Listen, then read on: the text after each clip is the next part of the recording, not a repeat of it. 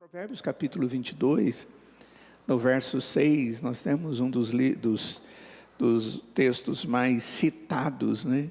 Diz: ensina a criança no caminho em que deve andar. Lembram desse texto? Como é que é a continuação? E ainda quando for velho, não se desviará dele. Isso aqui é uma orientação ou isso aqui é uma promessa? Uma orientação? O que vocês acham? É uma orientação? Oi? Pacote duplo. Você acha que é uma orientação e uma promessa?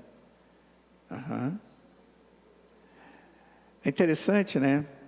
Sabe por que a gente fica em dúvida sobre se é uma promessa?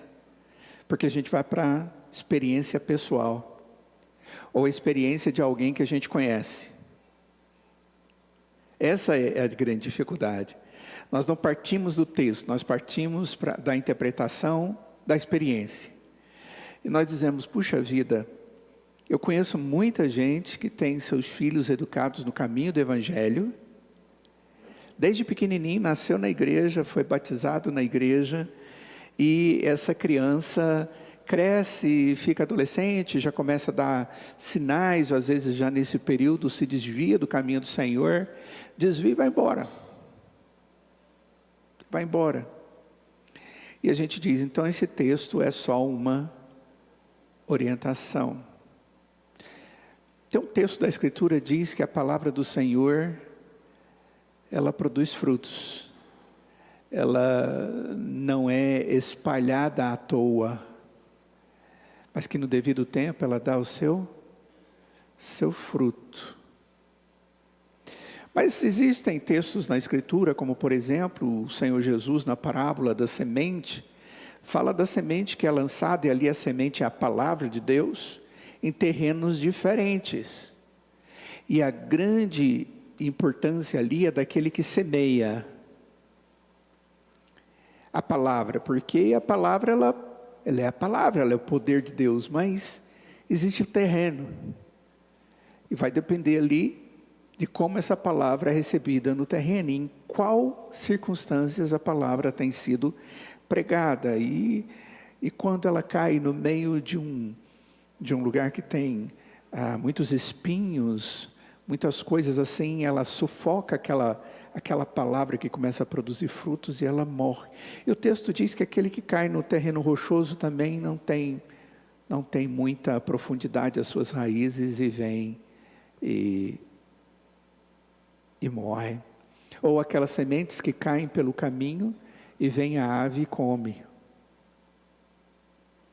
E eu fico pensando, afinal de contas, esse texto é uma promessa ou esse texto é uma orientação? Eu creio que o texto se aplica às duas coisas. Ela é, sem sombra de dúvida, uma orientação para os pais, sem sombra de dúvida. Mas os pais devem acreditar nisso como uma promessa. Porque sabe que dia que os filhos vão esquecer a palavra de Deus que foi colocada no coração delas? Nunca. A pergunta é: se desviar significa desviar-se para sempre? Ou coisas dessa natureza? Bom, hoje eu quero conversar um pouquinho sobre essas dificuldades, às vezes que nós encontramos até mesmo para interpretar a Escritura na hora de resolver problemas com os nossos filhos. É um grande desafio que Deus nos traz. Nós estamos tão vulneráveis a um conjunto de fatores que normalmente nós não temos facilidade para avaliar, às vezes, para diagnosticar e para agir. Eu lembro quando falei com vocês sobre as várias fases naquela sequência que eu fiz, eu quero ter uma família saudável, lembram disso? Falei das várias fases que a gente tem na família, nas idades dos nossos filhos e como isso influencia em nós e neles. E nós falamos da dificuldade de uma criancinha pequena que começa a botar as unhinhas para fora, a dar birra no chão, a querer dominar tudo, manipular tudo. Nós falamos do adolescente, que é o período do tumulto e tudo mais. Ou daquele adolescente que ele é como que afogado por esse tumulto, pelos coleguinhas dele. Vocês sabiam que hoje nós temos muito mais adolescentes depressivos do que houve em toda a história? Adolescentes tirando a sua própria vida, porque eles estão sendo afogados pelo mundo onde eles vivem, eles não sabem o que fazer. E mais do que isso, eles vivem num contexto onde, eu vou usar uma expressão muito comum hoje, o bullying é muito forte. O bullying é você pegar alguma coisa que você vê naquela pessoa, que você acha que você pode brincar com aquilo, mas aquilo é sério na vida daquela pessoa, e você coloca como ela menor. E muitos desses adolescentes, eles sofrem profundamente, eles se angustiam, eles choram sozinhos. Alguns deles não dão conta de resolver isso. Precisam de ajuda.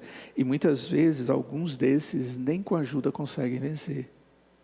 E é por isso que alguns chegam até a morte. Então, a gente sabe que é um problema sério. O que nós vamos fazer? Estamos diante de um declínio da sociedade. Os valores estão completamente invertidos. Mas também existe um declínio da célula mais importante da sociedade, que é a família. Existem sinais claros e assustadores disso.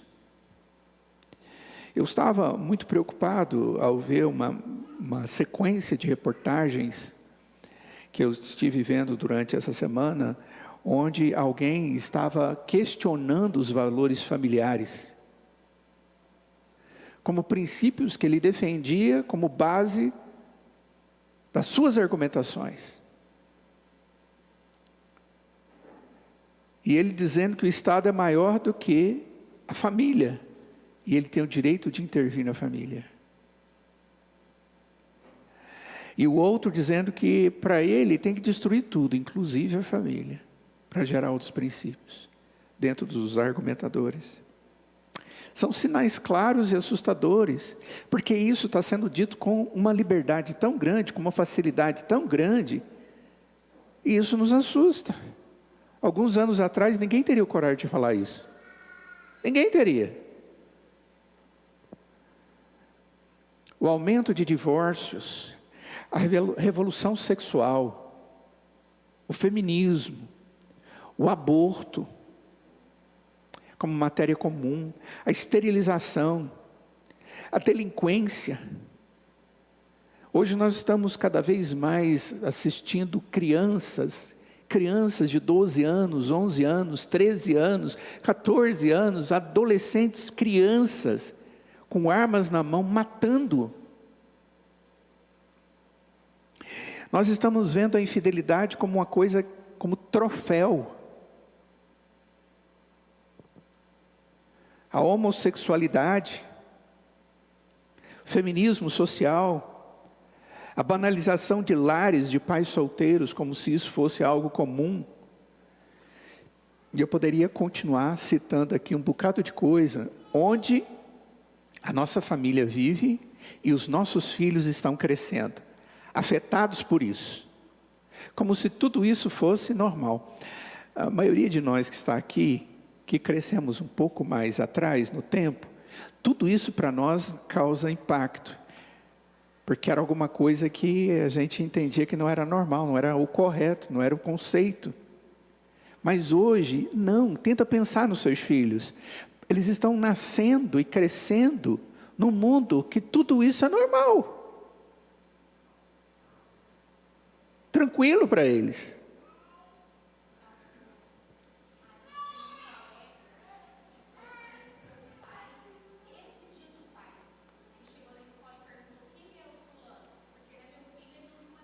Oh, Vocês ouviram? Uma criança na escola, criança de 7 anos, e o pai chegou no Dia dos Pais, na comemoração do Dia dos Pais, e perguntou quem era o fulaninho, porque o menininho ia conhecer o pai naquele dia.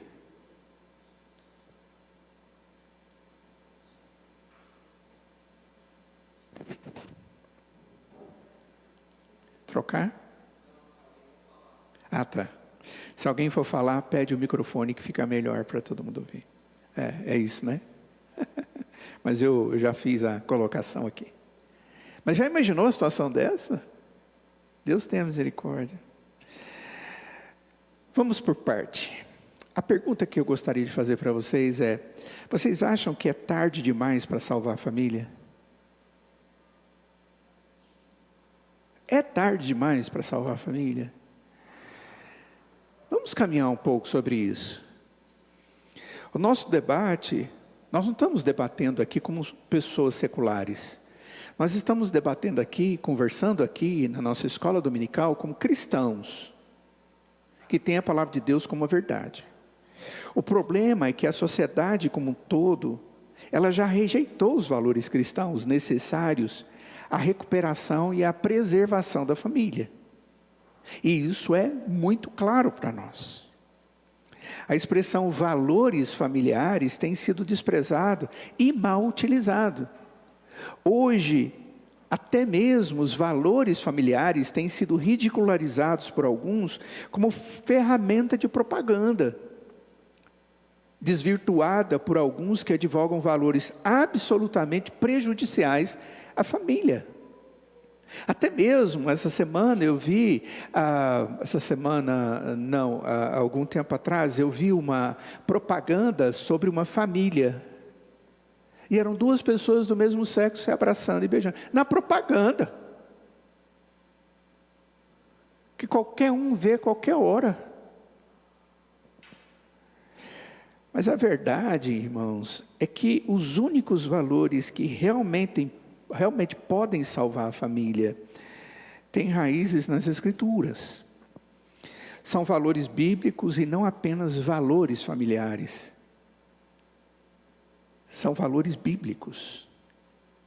E eles são orientações e são promessas.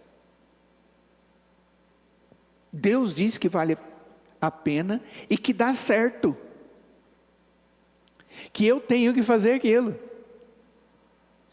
Quando Deus está trazendo orientação ou promessa, Ele está assinando embaixo como verdade.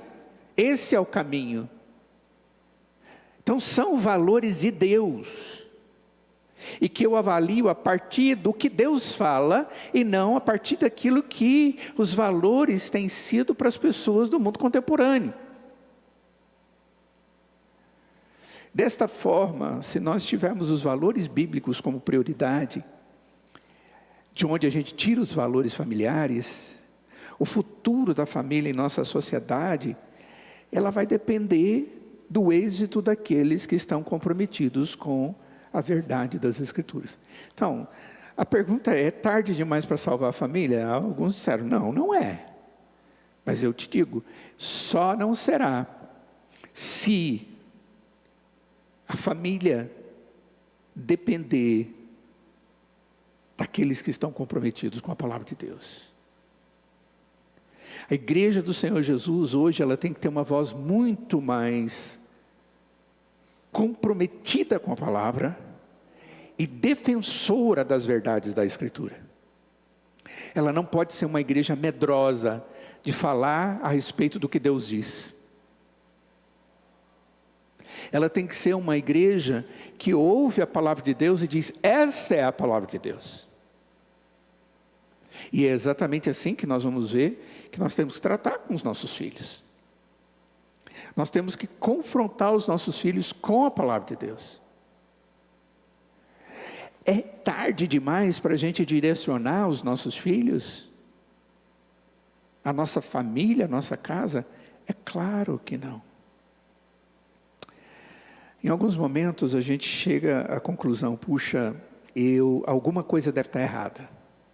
Você olha para dentro da sua casa, a realidade dos seus filhos, você diz, alguma coisa está errada. Eu eduquei meus filhos segundo os princípios que eu aprendi e não está funcionando. Eu até busquei aperfeiçoamento para fazer bem mais a minha tarefa em casa como pai e mãe e ainda ajudar os outros, e ainda assim as coisas não estão dando certo. Nós temos que compreender que parte do problema é que muitos dos programas atuais da restauração de famílias, da criança, do adolescente, podem até ser rotulados como programas cristãos, mas não são verdadeiramente cristãos. Normalmente são mais cheios com princípios psicológicos e científicos do que cristãos e bíblicos. Hoje, quando uma criança tem problema, a primeira coisa que você trata, a primeira coisa que você pensa é, vou levar no profissional. E eu esqueço que o profissional da família é Deus. E que Deus já deu o manual de como tratar o problema. E se eu não dou conta de usar o manual corretamente, eu busco alguém que sabe usar o manual corretamente e aplicar para o diagnóstico e a possível solução a partir do manual correto, que é as Sagradas Escrituras. Hoje existe uma tendência de se buscar a priori, inicialmente, o auxílio na linha científica e psicológica. Os irmãos concordam comigo? É isso mesmo, não é? Estou falando besteira não é? É por aí, não é? O que está acontecendo com meu filho? Deixa eu procurar alguém para fazer alguns testes com ele. Aí você fala, você vai levar na igreja? Alguém que fala, não, eu vou levar, e aí, é por aí. Os pais cristãos, eles não precisam de novos programas embalados com papel de presente da psicologia. Eu não estou dizendo que ela é descartável, mas eu estou dizendo que ela tem o seu propósito, que vem em situações específicas. Ela é alguma coisa que deve ser usada mais especificamente para diagnósticos de deformações que realmente precisam ser tratadas. Nós precisamos entender que os nossos pais precisam aplicar nos seus filhos aquilo que eles estão aprendendo do Senhor. Os pais cristãos precisam aplicar e obedecer consistentemente alguns princípios que estão claramente expostos na palavra de Deus.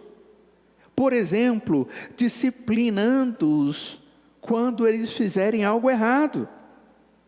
A Bíblia diz que devemos fazer isso. Ou não provocar o nosso filho à ira. A Bíblia também diz isso. São duas coisas que eu percebo que são muito complexas e que os pais não sabem como fazer. Um dos próximos estudos que eu vou fazer aqui vai ser como não provocar o seu filho à ira. Se prepare, papai, que você vai entrar em desespero. Você vai ver que você errou em muito ponto. Ok. Onde que se fala não deve provocar o filho à ira? Colossenses capítulo 3, verso 1. Onde a Escritura diz que nós devemos disciplinar os nossos filhos? Provérbios capítulo 23. Olha só o que diz Deuteronômio capítulo 6, verso 7. Deuteronômio capítulo 6, verso 7. E as ensinarás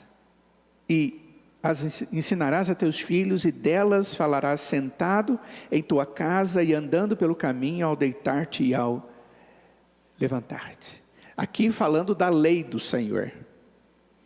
Em Provérbios capítulo 23, versos 13 e 14, o texto diz: não retires da criança a disciplina, porque fustigando-a tu com a vara, nem por isso morrerá.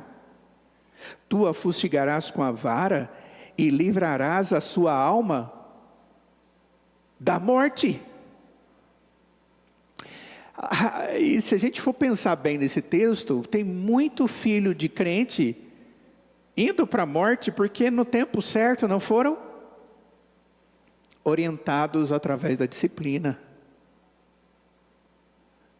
Quando o texto fala a respeito de ira, o texto diz que quando nós não disciplinamos o filho iracundo, ele vai fazer algo pior.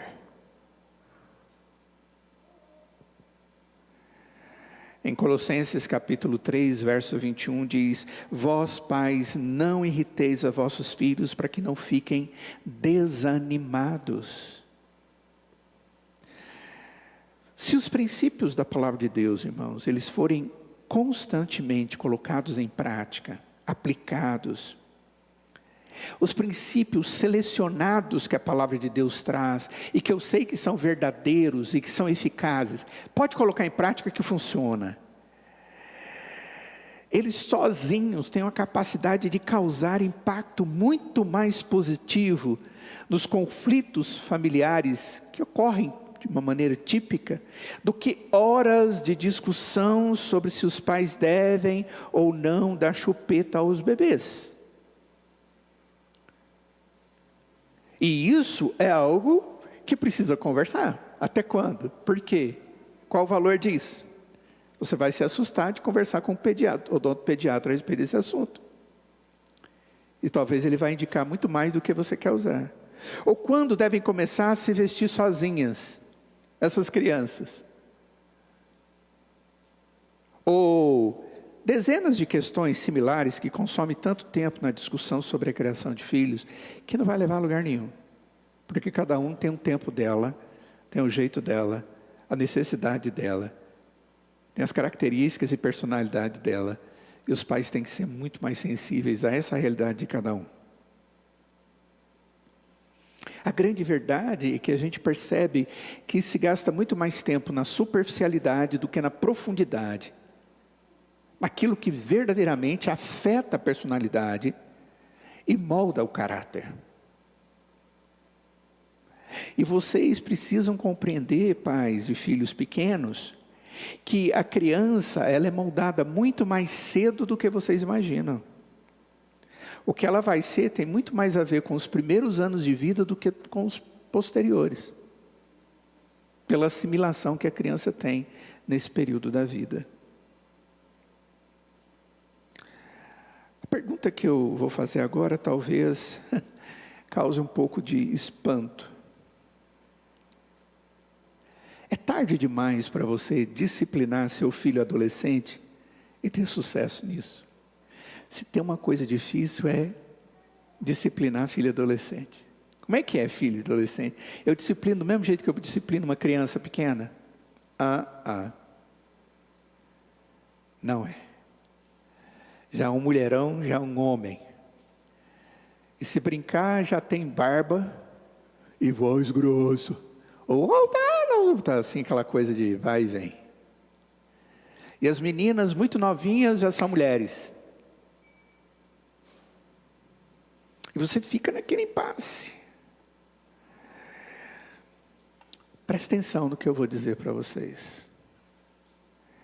O sucesso na educação dos filhos é medido por aquilo que os pais fazem, não por aquilo que o filho faz. Vou repetir. O sucesso na educação dos filhos é medido por aquilo que os pais fazem e não pelo que os filhos fazem. Eu conheço pais que durante a vida inteira ensinaram, disciplinaram, organizaram biblicamente os seus lares. E eles precisam ficar com seus corações tranquilos, porque o que determina tudo é o que você fez. Agora vai chegar um tempo em que seu filho vai fazer o que ele quer. Mas até o momento em que você tem autoridade sobre ele, você precisa conduzi-lo. O que acontece é que cada vez mais jovens, os adolescentes estão tendo autonomia. E isso é muito sério.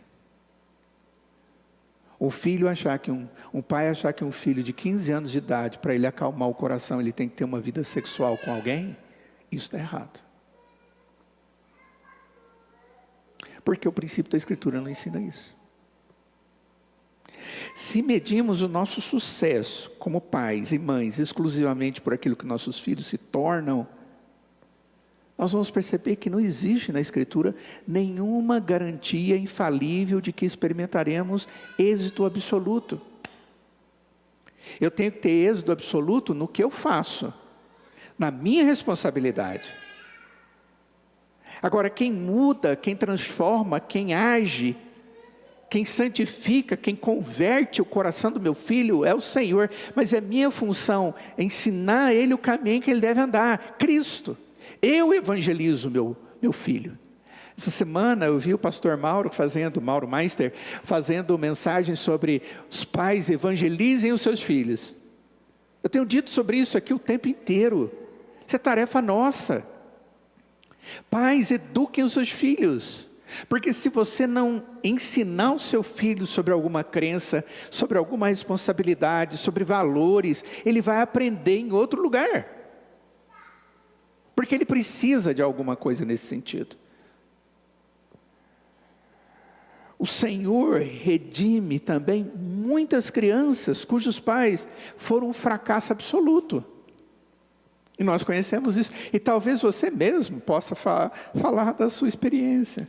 Nossa, meu pai foi um fracasso comigo, como aquele que pregava, aquele que vivia. A minha mãe foi uma coisa terrível. Você pode falar, olha, eles nunca foram o que deveriam ser na fé para mim.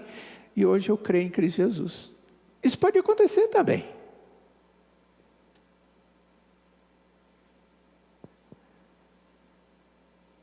Aquilo que a criança acaba por se tornar,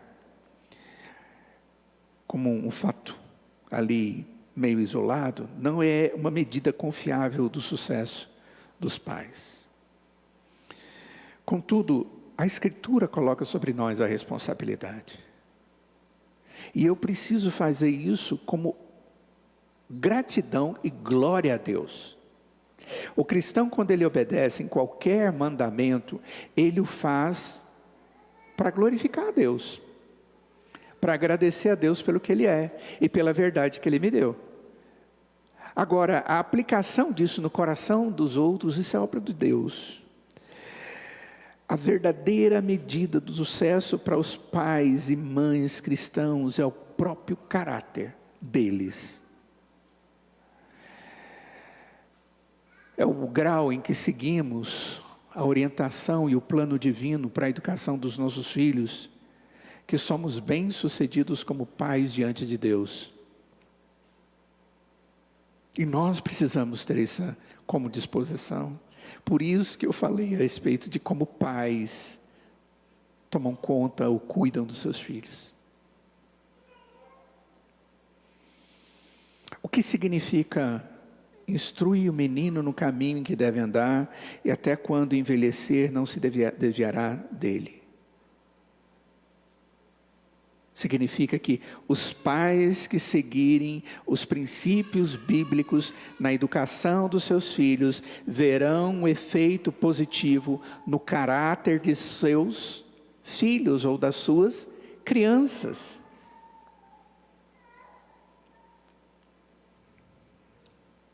Nunca se esqueça, nunca. A influência mais importante sobre os seus filhos vem de vocês. Essa tem que ser a melhor influência.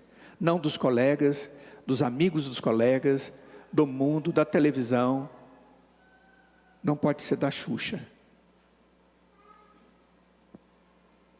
Os pais, nós precisamos entender que o caráter não é formado geneticamente e nem é adquirido por osmose. Caráter é formado. Não é porque conviveu só de encostar comigo já está passando, já está sendo igual a mim, não. Os filhos são ensinados a serem aquilo que eles vão se tornar. Eu acho fantástico quando a gente vê aqueles filhos diferenciados. O que eu chamo de filho diferenciado? Desculpa a expressão diferenciado.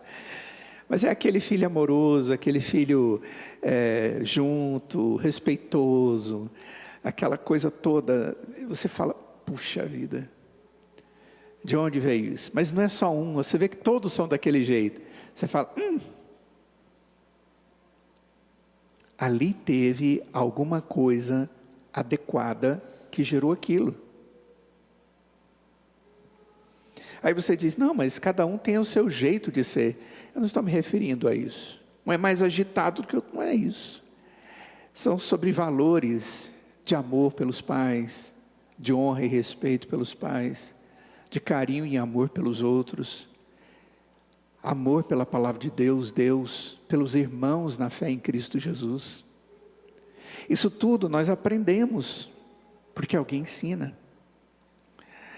Se os filhos se tornam algo diferente do que os pais esperavam, geralmente isso acontece exatamente porque elas aprenderam com aqueles que estavam lá para ensiná-las, enquanto os pais estavam ausentes.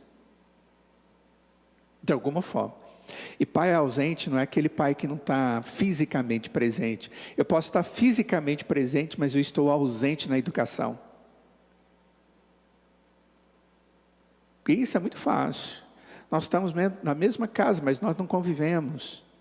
Não existe influência, não existe relação. Não existe ensinamento direto, não existem palavras diretas. Não existe contato físico. E isso é muito sério. Sempre que essas influências externas começam a moldar o caráter de uma criança mais do que seus pais, é porque os pais falharam em cumprir os seus deveres. E você pode perguntar para mim, é assim? Eu digo, é simples assim. É simples assim. Porque se o seu filho levar alguma coisa para casa que ele aprendeu de fora, e ele vai aprender, e você não ensinar para ele que aquilo que está errado é errado e ele não pode fazer, você está falhando. Eu me lembro, já contei isso para vocês, quando o Hugo foi para a escola. O Hugo tinha 3 anos, acho que era 3 anos e meio, não é isso, Kátia? 3 e meio, por aí. E aí ele gostou demais, foi só no finalzinho do ano. Aí ele ficou aqueles 1 mês e pouquinho, mas na primeira semana, um pouquinho depois da primeira semana, o Hugo me fala um palavrão. Eu e a Kátia olhamos um para a cara do outro e falamos, meu Deus do céu, de onde veio isso? Ele ouviu. Mas só que ele era uma criança de 3 anos e meio. Ele ouviu. Eles guardam, viu? Eles guardam. E o pior, eles falam sem saber o que é, mas falam. Porque eles sabem que aquilo é uma expressão de raiva, ou de desprezo, ou alguma coisa que faz o outro ficar magoado, ou coisa assim, mas ele nem sabe o que significa. E aí é sentar com a criancinha de 3 anos e meio e falar para ela, não pode falar essa palavra. Não pode. E explicar e tentar levá-la a entender que aquilo está errado. Agora, se você não fizer isso, não, tadinho, ele nem sabe, deixa para lá. Deixa para lá, você vai ver onde vai chegar. Esse papel é nosso. Os pais cristãos, eu e você, nós precisamos, assim de uma maneira bem intensa, até mesmo meio desesperada, aceitar um princípio simples. E o princípio é que nós seremos e somos os responsáveis se tivermos deixado nossos filhos sobre outras influências que moldaram seu caráter em caminhos ateus ou caminhos errôneos, incorretos.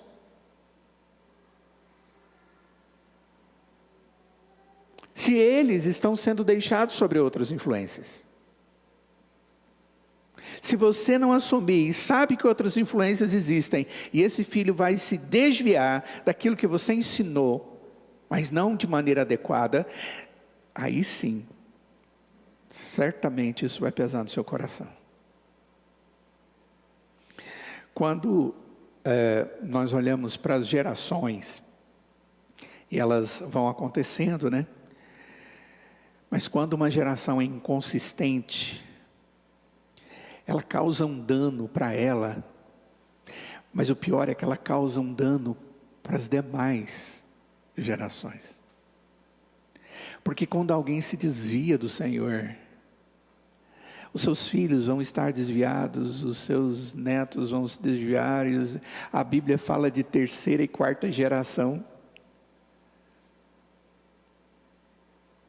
de maldição sobre aqueles que se desviam, mas fala de até 1000 gerações daqueles que amam a Deus, no sentido de que Ele vai transferir graça para a sua família, daquele que cuida. E nós precisamos ter zelo para com isso, irmãos. Quando os nossos filhos se desviam, eles estão fazendo as suas famílias se desviarem. Quando os nossos filhos deixam de crer em Cristo, os seus filhos não crerão em Cristo. Quando eles vivem princípios errados, os seus filhos também aprenderão princípios errados. Você já esteve num ambiente onde o pai defende ou trata como normalidade alguns pecados comuns, contemporâneos, como a homossexualidade? Os filhos se acostumam com isso assim, ó. Abram a palavra de Deus comigo em Juízes.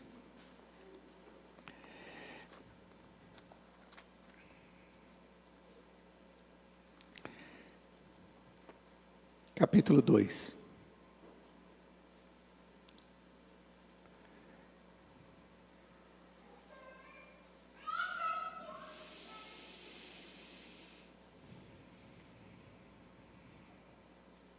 Verso 7.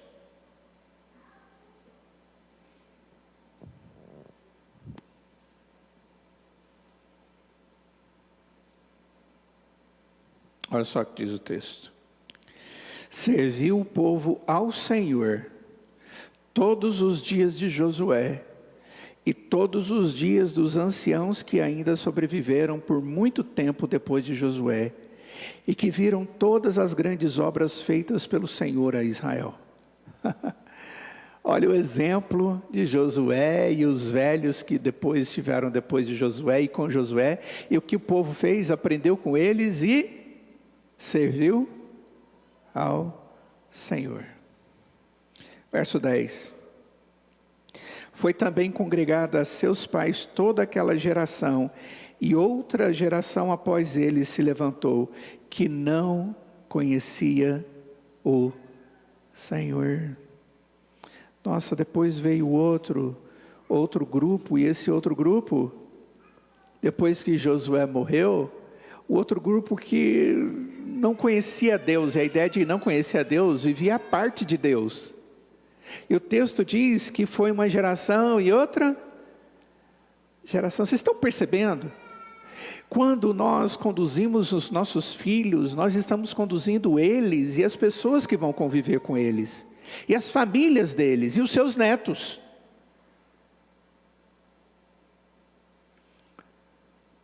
Isso é muito sério. Nós queremos as nossas famílias bem, precisamos disso. Como é que nós vamos tratar os nossos filhos? Agora de maneira bem objetiva. Vamos para Colossenses, por favor. Capítulo 3.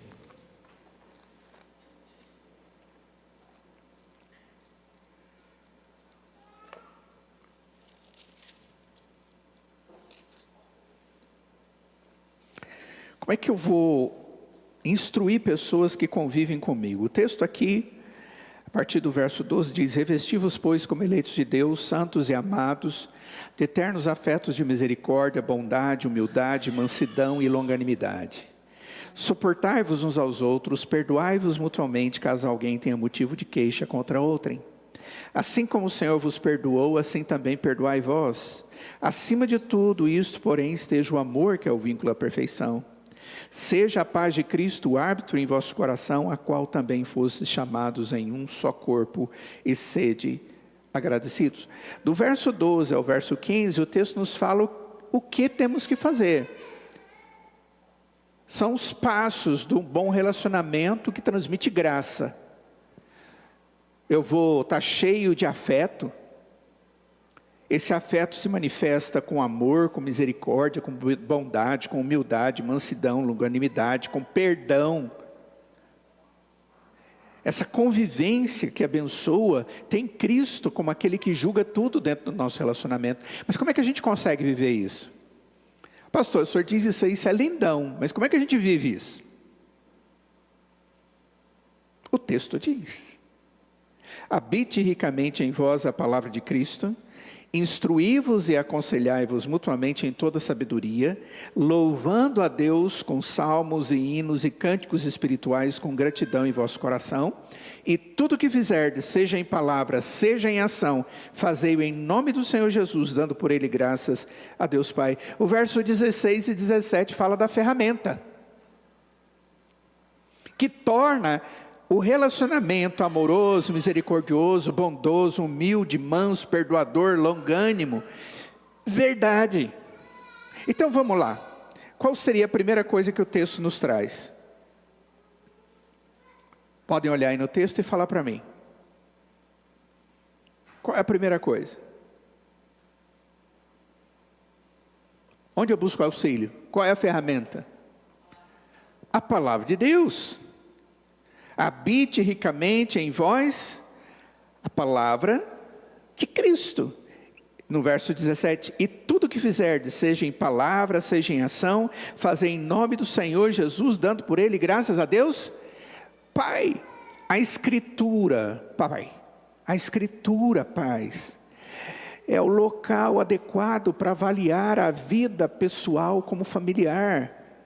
É o local onde os padrões de Deus são desafiadores, mas são verdades, são orientações, mas são também promessas, porque são princípios que dão certo, que promovem grande benefício na minha vida, do cristão fiel, e na vida daquele cristão que você está formando no seu filho.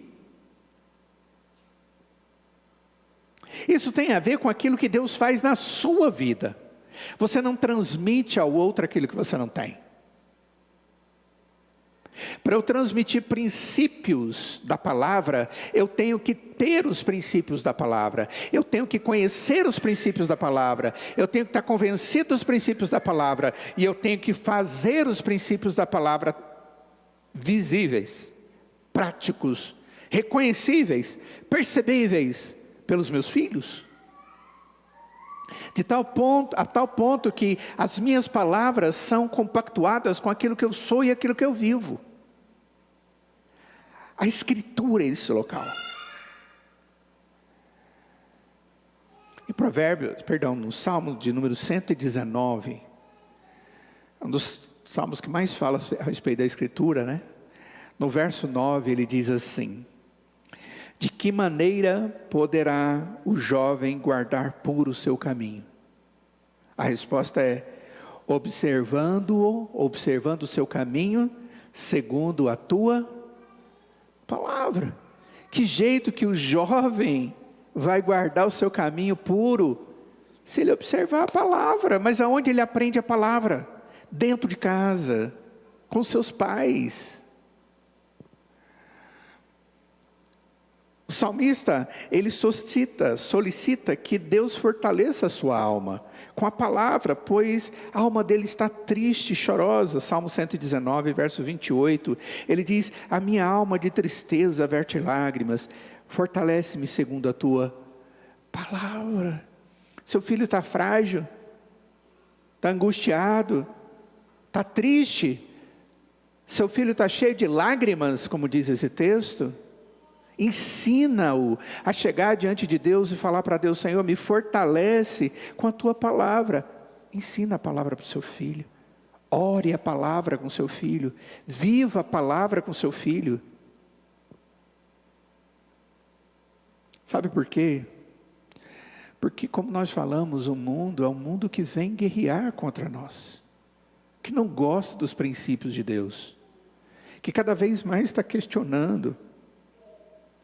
Mas a única coisa que pode nos proteger contra o mundo e o seu filho, contra os ensinamentos e os princípios errados, é a palavra. Em Provérbios capítulo 30, a palavra é tratada como escudo.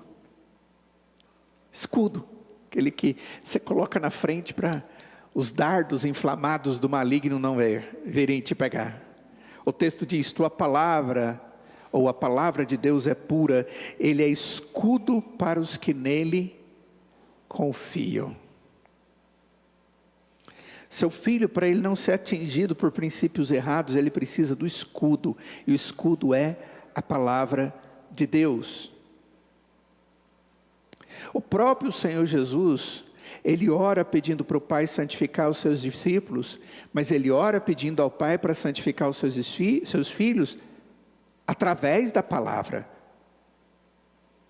Jesus diz: santifica-os na verdade, a tua palavra é a verdade. Jesus estava tratando os seus discípulos como filhos na fé, e era a palavra. E eu poderia citar tantos textos aqui. Provérbios 1, verso 7, o temor do Senhor é o princípio do saber, mas os loucos desprezam a sabedoria e o ensino. Capítulo 9 de Provérbios, versos 9 e 10 diz: dá instrução ao sábio, e ele se fará mais sábio ainda. Ensina ao justo, e ele crescerá em prudência. O temor do Senhor é o princípio da sabedoria, e o conhecimento do santo é prudência. Queridos, a Escritura está lotada de orientação disso. Então, onde eu vou me munir como pai, para eu tratar os meus filhos, para eu cuidar dos meus filhos? O primeiro lugar, queridos, é a Escritura. Você precisa se munir da Escritura, para que você possa da mesma forma fazer a Escritura o instrumento da vida do seu filho, para que a Escritura seja o escudo contra os dardos inflamados do maligno. E vou lhe dizer, eventualmente esses dardos vão passar pelo escudo, quando o escudo estiver baixo, e o seu filho vai pecar, mas ele só vai se arrepender, e vai levantar esse escudo de novo, e vai voltar para a intimidade do Senhor, e confessar os seus pecados, se esse escudo fizer, a palavra fizer o papel dela na vida dele. Segunda coisa, busque auxílio onde o seu filho pode ter instrução. E eu creio que a igreja é esse lugar, além da sua casa. É um lugar autorizado por Deus, gerado por Deus para isso. O texto diz que nós devemos ter a palavra ricamente em nós, mas devemos instruir e aconselhar um ao outro, mutuamente. Instruí-vos e aconselhai-vos mutuamente em toda a sabedoria. Eu tenho dito muito isso e vou repetir. Se diante de uma situação você não tem como auxiliar, busque quem pode auxiliar. E o auxílio inicial é a Escritura. A Escritura. Quem tem a Escritura para pastorear ou trazer respostas para aquele que está em aflição. Isso se chama aconselhamento bíblico. Por isso que o texto vai falar sobre aconselhai-vos mutuamente. O aconselhamento é a aplicação de um princípio a alguém diante de uma necessidade específica. Mas eu não posso buscar aconselhamento em alguém que eu não tenho as credenciais desse alguém. Eu não vou confiar minha vida, minhas necessidades e as minhas realidades no outro. Se o princípio é bíblico e é a palavra de Deus, então o primeiro lugar é alguém que eu conheço e que eu sei que conhece a palavra de Deus, que tem zelo pela palavra de Deus e que vai abrir a palavra de Deus, vai ler comigo e me ajudar e vai orar comigo e vai caminhar comigo. Deus vocaciona pessoas para servirem a igreja. Algumas delas são preparadas para exercer uma atividade pastoral na área do aconselhamento. São pastores. Nós temos os presbíteros, são pastores. Nós temos pastores. Nós temos pessoas para fazerem acompanhamento bíblico pastoral. que foram munidos por dons espirituais para o exercício dessa função. Aí você diz assim: pastor, mas eu sou muito para dentro, eu sou muito reservado, eu não dou conta. Está na hora de quebrar isso. Porque vai chegar um ponto que, se não quebrar, vai quebrar de outra forma, vai estragar, vai destruir. É muito comum a gente deixar as coisas irem acontecendo, a gente diz: vai melhorar, vai resolver, vai dar um jeito, vai aquilo outro, e as coisas vão ficando de uma forma que, a hora que você vai tentar resolver, acabou tudo. E filho, você não pode deixar chegar nesse ponto. Não pode. É um dos maiores bens que Deus lhe concedeu. O filho. O que seria esse ensino mútuo? Essa instrução mútua. Didascontes é a palavra. É alguém ter conteúdo necessário para uma boa prática. É preparar alguém para enfrentar soluções diante das situações, soluções possíveis. E às vezes soluções não são coisas desejadas, mas são coisas necessárias. Tem hora que a gente não quer tomar remédio, não é verdade? Você está lá com um problema de saúde, e a única solução para o seu problema de saúde é fazer uma cirurgia. Você diz: mas eu não gosto de nem pensar em alguém me cortar para fazer uma cirurgia. Eu falei comigo que eu nunca ia fazer uma cirurgia na minha vida.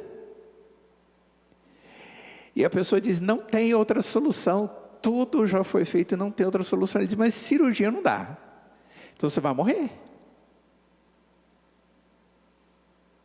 Tem certas coisas que a gente precisa entender que são necessárias. E se eu fizer a cirurgia, você tem uma expectativa boa, muito boa. E a pessoa faz a cirurgia, e a expectativa de vida volta. Eu brinco que a família do meu pai e da minha, cardiopata, tudo coração, é uma festa. É uma festa, é cirurgia, é ponte, é stent, é essa coisa arada toda, né, pai? Aí você fala com um, tem, o outro tem, o outro tem, o outro tem, o outro tem. E eu tenho desde os 40 e poucos anos. Mas é interessante, fui lá, fiz o que tinha que fazer e pronto, acabou, estou indo andando, a vida não tem nada. Meu pai tem 96 anos de idade, está aí caminhando de boa, assistindo o culto, presente, usando o celular dele como Bíblia. Os outros meus tios estão ali no 90 e alguma coisa, ou acima de 90, alguns que já foram. Mas eles se cuidaram. Se a gente cuida assim da vida física, e faz o que é necessário, mesmo que em alguns momentos a gente não goste muito, sabe, tem certas horas que é importante eu reconhecer minha miséria. Tem hora que é necessário reconhecer que eu preciso de ajuda. Tem hora que é necessário eu reconhecer que, se eu não tiver ajuda, eu não vou dar conta de andar. E vai chegar um ponto que eu vou travar. Os relacionamentos vão travar. O mundo vai complicar. Eu preciso de ajuda. Por isso que a orientação bíblica é: instruí-vos e aconselhai-vos mutuamente. A ideia de dar o auxílio de instrução e o auxílio de aconselhamento, porque o aconselhamento é mais do que dar orientação, é acompanhar com orientação. Aconselhamento não é só dar boas ideias, é acompanhar aquele que você está dando as ideias, como você está depois daquilo que nós conversamos. Paulo ensina os crentes a ensinarem aos outros, e de maneira sucessiva, como método de proclamação e vivência da palavra. Ele diz assim: e o que da minha parte ouviste, através de muitas testemunhas, isso mesmo transmite a homens fiéis e também idôneos, para instruir a outros. Olha só, é aquela ideia de cuidando uns dos outros, Mas instruir com o quê? Instruir com a palavra de Deus. Aconselhar, irmãos, é corrigir mediante a advertência e o ensino. Ajudar a pessoa a reconhecer suas falhas, ou eminência das suas falhas, mediante um conteúdo de princípios contidos nas Sagradas Escrituras. O que é necessário para um conselheiro? Um conselheiro, ele tem que ser coerente com o que ensina. Ele tem que ser confiável. Ele tem que guardar as informações que lhe são confiadas. Um conselheiro, ele precisa ter conteúdo, conhecimento. Ele precisa ter sabedoria, saber usar o conhecimento dele. E ele precisa ter equilíbrio entre sentimentos, razão e verdade. Entre justiça e misericórdia. Entre graça e compaixão. Esse é o outro elemento. O primeiro é a palavra de Deus. O segundo é alguém que me ensine ou me ajude a usar a palavra de Deus para diagnosticar a minha vida e ver as respostas de Deus como solução. Isso é fantástico. E por último, abandone o que é errado. Pai, se existe algo que você precisa fazer é abandonar o que é errado. Para que você lá na frente não venha a ser aquele acusado pelo seu filho por ser o que ele é, porque teve o pai e uma mãe que não foram piedosos. Ou por ter vergonha diante de Deus, por ter recebido o filho como herança e não ter cuidado daquilo que é de Deus. Lembra, a herança é aquilo que vem de fora, é de Deus. Nós somos só mordomos, cuidadores, oikonomóis, aqueles que cuidam daquilo que é do Senhor. Se você precisa de ajuda, busque ajuda. Se você precisa de conhecer padrões, busque padrões. Se você precisa desses padrões, leia a Escritura. Se você não sabe como fazer isso, vem conversar com a gente. Mas ainda dá tempo de ajudar os seus filhos e de fazer diferença na vida deles. Qual a idade desses filhos? Sempre. Sempre. Ontem meu pai me fez uma pergunta que eu achei muito engraçada, mas é coisa de pai, né? Ontem passei a tarde ali com ele, aquela coisa toda, e ele chegou ao final e disse assim para mim: uai, hoje à tarde você não preparou. Você está preparado para hoje, né? Ó pai, tipo assim, rapaz, você preparou? Você está preparado? Sabe que dia que isso vai acabar? Nunca. Houve maldade, houve malícia? Não. Mas houve aquela preocupação do pai para com o filho. Que Deus, na sua graça, esteja nos dando sabedoria, irmãos, e tendo misericórdia de nós nessa tarefa tão importante. Pois não. Só um minutinho, o microfone vai chegar você.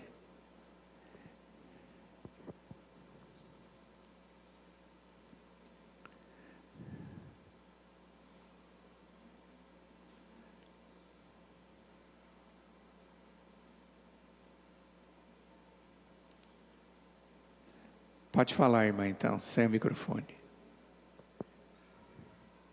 Uma coisa que eu, como mãe de dois adolescentes, né, venho identificando que talvez eu faria diferente, é uma estratégia de, tem a ver também com o que a Bíblia ensina sobre não se conformar com esse século, né? Então, identificar os apelos do mundo, para poder ter estratégias para educar. Então, o que o mundo diz? Não frustre seus filhos.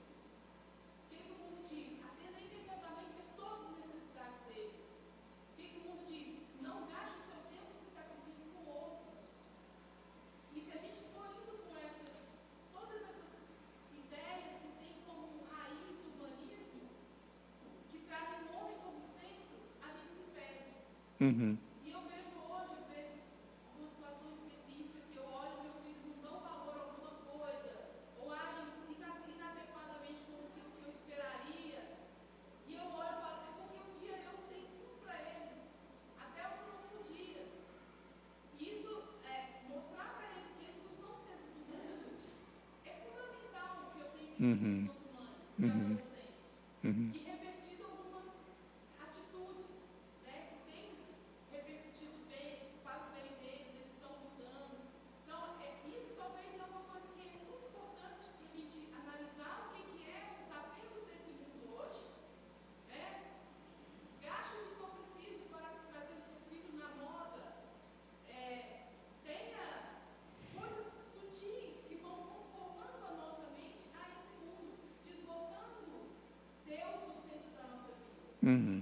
E traz uma postura e um comportamento onde realmente eles acabam se achando, e a gente também, né? Coitadinhos, a gente está aqui para viver o céu na terra, e não dá conta mais de suportar essas condições que nos limitam e que muitas vezes revelam exatamente o que precisa revelar, a nossa humanidade, a nossa pequeneza, a nossa finitude nesse tempo.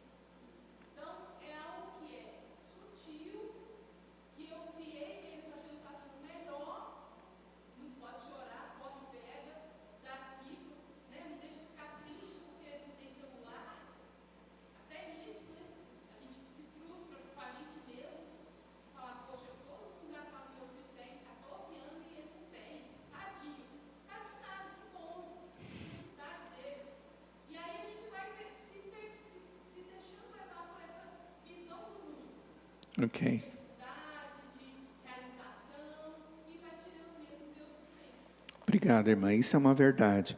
É o testemunho da irmã sobre alguns erros que às vezes a gente comete, e um deles é a conformação, de deixar, de ter concedido aos filhos, durante um tempo, aquilo que não deveria, e não precisava, que são apelos do mundo, não apelos que realmente eles precisam ter, até mesmo da moda, ou de coisas dessa natureza, que gera valores errados na vida dos filhos, buscas erradas, não é? E dessa forma a gente precisa rever, como pais, aquilo que fizemos para ter uma postura adequada, uma postura correta. Isso é muito, muito verdadeiro. Pois não, querida?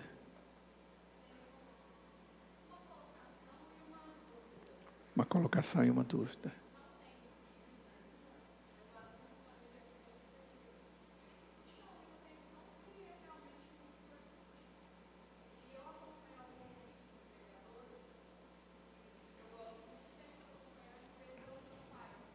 Uhum.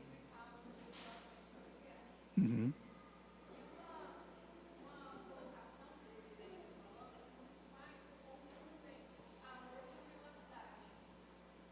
Com privacidade.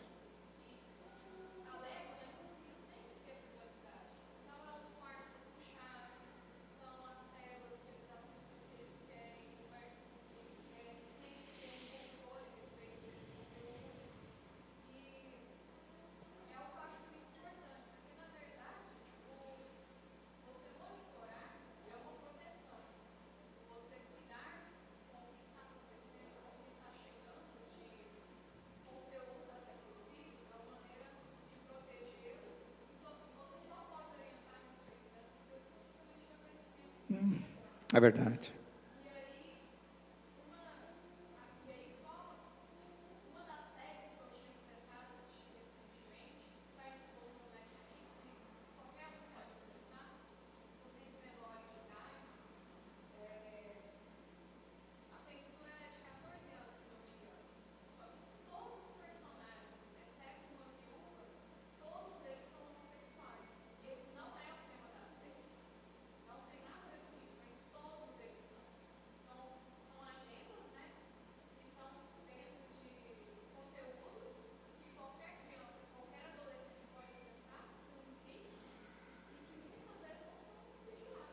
É verdade. Ok.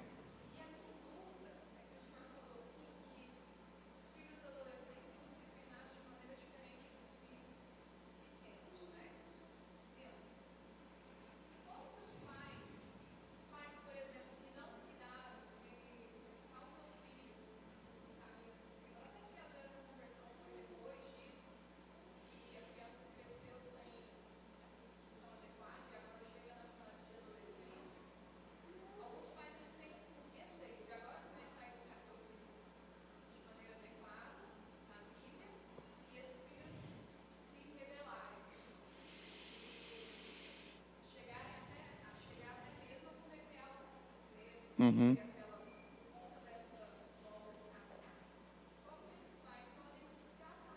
Uhum.